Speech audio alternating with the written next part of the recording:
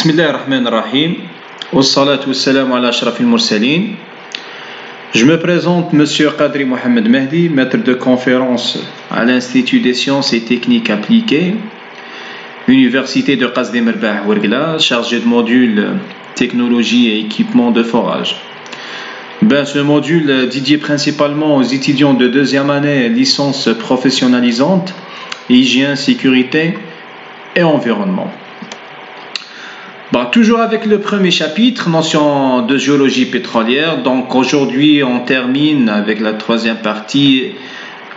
On va voir la genèse des hydrocarbures. Très bien.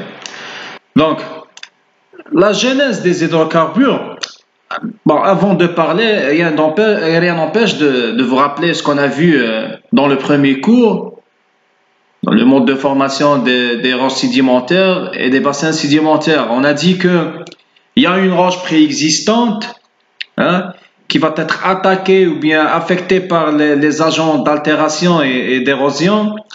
Par la suite, le produit de cette altération ou bien de cette érosion, c'est des fragments rocheux, c'est ça.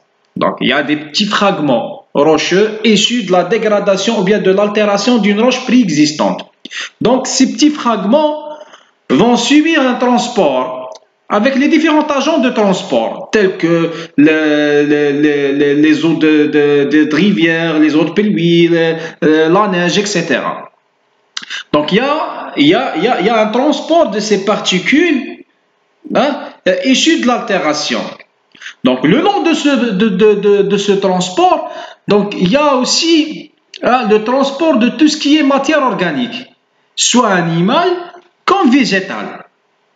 Donc, pour arriver aux stations finales de ce transport, au niveau d'un bassin sédimentaire, c'est là le lieu de formation des roches sédimentaires et dans un terme global ou bien à l'échelle agrandie, c'est bassin sédimentaire. Donc, il y a un cumul de tout ce qui est fragments rocheux avec la matière organique ou bien tout ce qui est biomasse continentale pour être sédimenté par la suite ou bien stratifié ou bien déposé dans un bassin sédimentaire. D'accord. Donc, au sein d'un bassin sédimentaire, donc il y a un mélange entre matière organique et fragments rocheux, etc. Ça, on parle d'une charge thyrigène. D'une charge thyrigène. Pourquoi une charge thyrigène? Parce qu'elle provient de la Terre, du continental. Donc, on a le produit d'altération, de produit d'érosion d'une roche préexistante, tout ce qui est végétaux supérieurs, les animaux, etc. Donc, qui vit sur Terre. Donc, pour être sédimenté à la fin dans un bassin, ou bien un récipient qui va nous former par la suite un bassin sédimentaire, tout ça, c'est une charge thyrigène. Elle provient de la Terre, du continent. Il y a une autre charge ou bien une autre source de ce matériel qui forme un bassin sédimentaire, c'est une charge halochimique ou bien chimique tout court. C'est quoi cette charge chimique? Donc, dans la mer, il y a aussi la faune quand même. Il y a tout ce qui est plancton, les poissons qui nagent, etc. Donc, après la mort de ces poissons, donc il y a la dissolution.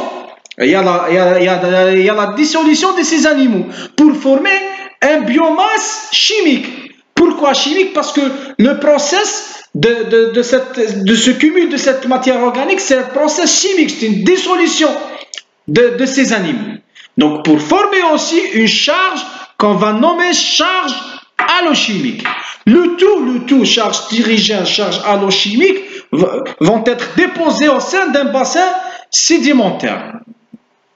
C'est là le lieu de genèse des hydrocarbures. C'est dans un bassin, parce que au sein d'un bassin, les conditions de confinement, les conditions de compaction, il y a tout un processus qu'on va le voir tout de suite. J'espère que c'est clair. Donc, il y a un transport, il y a une accumulation, il y a une stratification, il y a une charge terrigène, il y a une charge allochimique. Donc, revenons en Algérie. Donc, en Algérie, on a presque 9 bassins sédimentaires. C'est là où on cherche les hydrocarbures. Donc, on a de l'est à l'ouest, on a le bassin de Berki, le bassin de Oued Demia, le bassin de Mouidir, c'est les environs de Berkaoui, Hassim, Saoud, etc. On a le bassin de l'Ahnet, Ain Saleh, on a le bassin de Tindouf, on a le bassin de Timimoun, etc. On a presque 9 bassins en Algérie. C'est là où on cherche les hydrocarbures. C'est là où on installe les appareils de forage pour l'exploration des hydrocarbures. Comme je viens de vous expliquer, donc il y a des charges allochimiques, il y a des charges terrigènes mélangées qui font un mélange, matière minérale et matière organique, ou bien substance minérale, ou bien substance minérale et substance organique. Donc, le devenir de cette matière organique, c'est ça la question qui se pose. Le devenir de cette matière organique, donc, plus le fait qu'on a une préservation ou bien une sédimentation de cette matière organique avec les couches géologiques, là, le travail des bactéries se manifeste. On a deux sortes de bactéries, oui, on a les bactéries les aérobies et on a les bactéries anaérobies. Les bactéries aérobies, c'est des bactéries qui utilisent l'oxygène libre pour assurer leur métabolisme.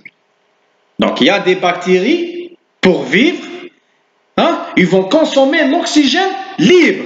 L'oxygène libre qui existe dans l'atmosphère, qui existe dans les